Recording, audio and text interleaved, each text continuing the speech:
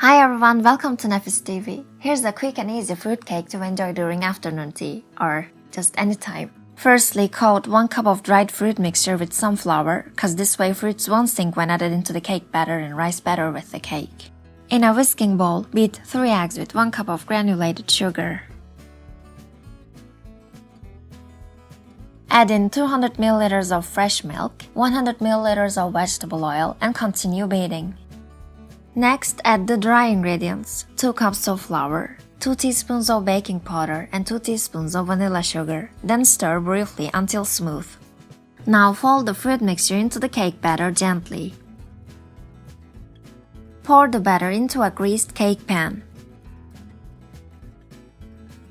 Sprinkle with more fruit mixture on top if desired.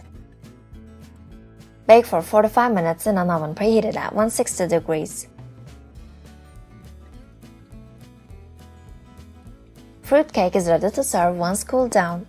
Enjoy!